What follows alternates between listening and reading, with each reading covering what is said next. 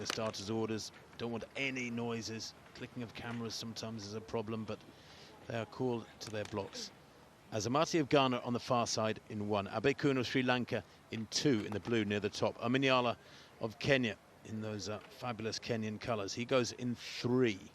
Simbine, the defending champion, goes in lane 4 for South Africa. In 5, Emmanuel Eseme of Cameroon. In 6, Mitchell Blake of England. In 7, Wales' Azu. And Rohan Browning of Australia nearest the camera. Set. Good start there from Omanyala. He's got the jump on Simbine at the moment. Omanyala's going away with this one. He will not be caught. This is justice for the man who couldn't do himself justice in Eugene. He takes the goal for Kenya. 10-0-2 into a slight headwind, minus 0.9. But daylight between Ferdinand Omanyala of Kenya and the rest. Maybe about a meter's difference in it. And the winning time, well, it doesn't matter a hoot. Who cares that it wasn't under 10 seconds? It was brilliant running at the start. He got out of the block so well, put the others under pressure, and Omanyala has gold. And we talk about the Kenyans being the long-distance specialists. They dominate at cross-country. They're great at steeplechase, 5,000, 10,000. This guy is from the other end of the distance spectrum. Akani Simbine takes the silver, 10.02 from Omanyala. The South African 10.13.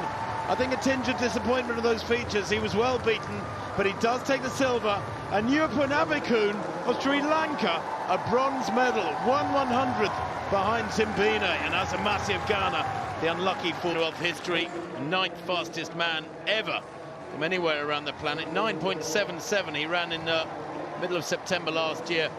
And there was never any doubt about it. He led from the very first stride. Simbine tightening up there with the pressure of trying to get back. That's more than a metre lead. Great running on the near side from Browning, who just got out-dipped. It was so tight. You look at the place times, I'm telling you, from 2nd place down to 6th place, just 7/100ths of a second. I mean, that is a very, very tight finish indeed. I thought it looked there 20 metres out, like Browning was going to get a medal.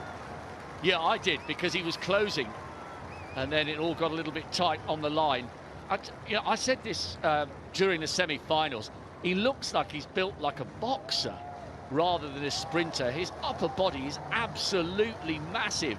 And just like Julius Yego, who became a world champion for Kenya in the javelin, Omanyala is showing that the Kenyans don't just win medals when it comes to the steeplechase, the 1500, the 8, the 5 and the 10.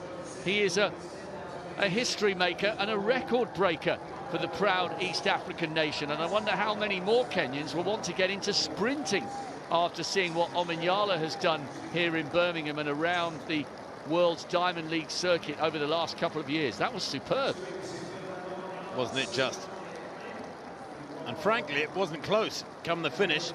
10.02 to 10.13. That's a metre and more, the speed they're moving at.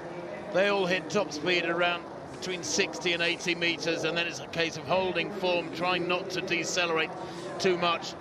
But Omanyala, he is tight there over the last 20 metres, but that was partly because he was smiling so widely, I think, when he knew the gold was in the bag.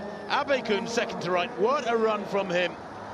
Absolutely superb. That is one of the biggest upsets of the week in these athletics championships so far, and probably will be come the end of the week, because Abekun, well, I thought he'd done well to make the final. To actually get amongst the medals is, as you said quite rightly, Rob, there it is, Omanyala, 10.02 to Simbine's 10.13. Gold for Kenya ahead of South Africa.